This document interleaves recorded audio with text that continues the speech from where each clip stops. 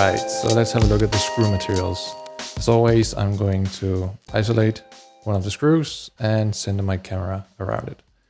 So I zoom in, double click on it and open up the material graph for the screw material. And as usual, I just have to rearrange these windows, close this one down like this.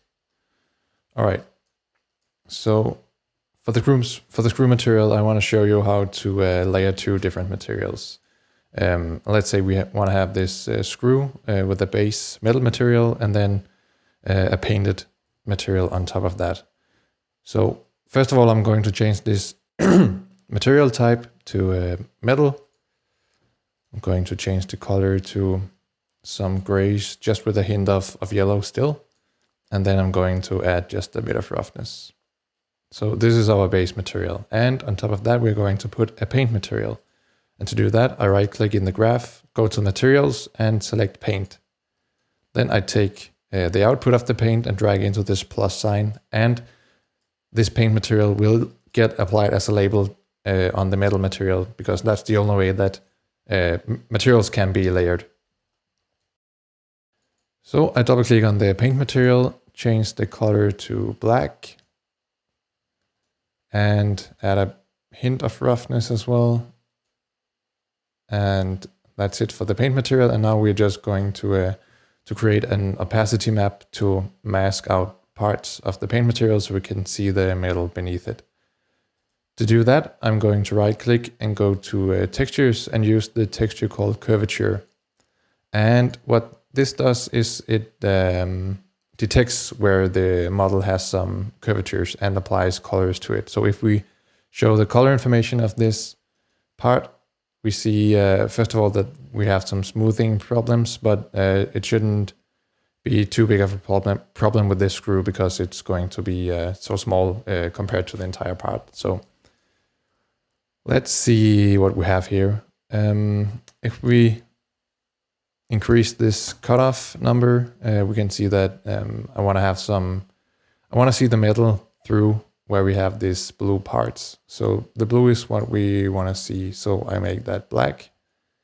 And for the rest, I'm going to make that white. Okay, so I want to have the rest of the screw white as well. So I am gonna try to bump up the cutoff. It works pretty well. And then I'm gonna increase the radius of this curvature as well. Could be something like this. And then it can be tough to use the curvature node to get it completely black and white. So to do that, I'm adding in a color to number node, like so. Show the color information of that. Double click on it to get to the adjustments, and then I decrease the input to get rid of all the black information that we had here, or gray. So something like this, and I can increase the input to make this black even more solid. Oops. Let's go with this, and then if we hit X on the keyboard to exit to the main material, if we drag this mask into the opacity channel of the paint material, we see that we get the metal to show through.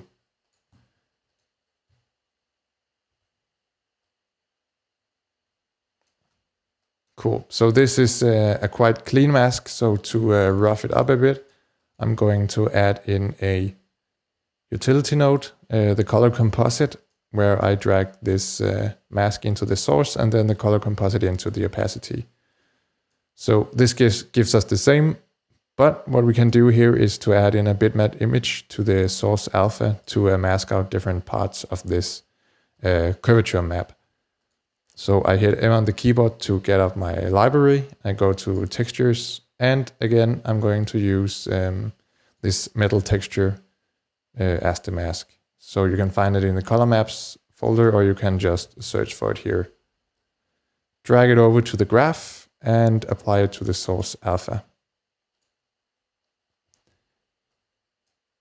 Then I'll show the raw color information of this map, double click on it and adjust the scaling to something like this. And for this one, I'm also adding in a color to number to really get the black and white values separated. Like this, and then I'm going to show the color information of the color to number, double click on it and increase the input from and decrease the input to. Then I'm going to have a look at the color composite to see what it looks like. And I hit X on the keyboard to see what it looks like on the final material. So I think this is quite good for now. We see that it looks like the edges is a bit worn off. It's not perfect, but I hope you get the idea on how you can use this in other cases as well. So let's close down the graph, maximize this window, and right click and hit show all parts.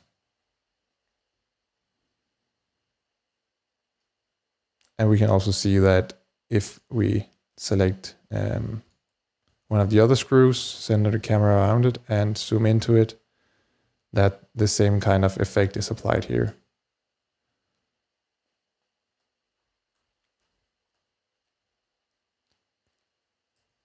Cool, that's it for the screws. Let's go ahead and do the final plastic material here.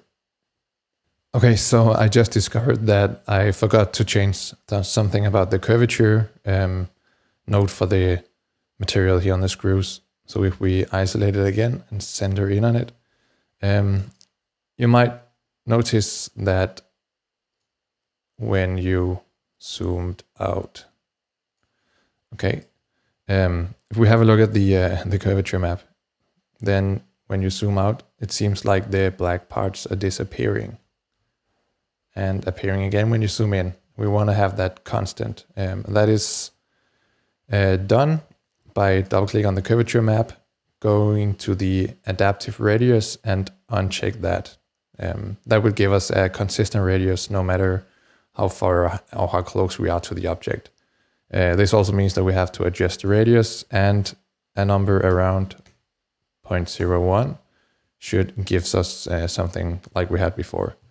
So if we hit X on the keyboard to go back to the material, then we now see that if we zoom out, we still get to keep these worn off edges, like we didn't do before. So uncheck that adaptive radius and edit the radius to a way smaller number should fix this. Let's show all parts and zoom out. And let's just have a look at this one. Yep, looks quite cool. We might want to adjust this cutoff just a bit more to have it a bit cleaner around the edges here. So that should be it for the screws material. Moving on,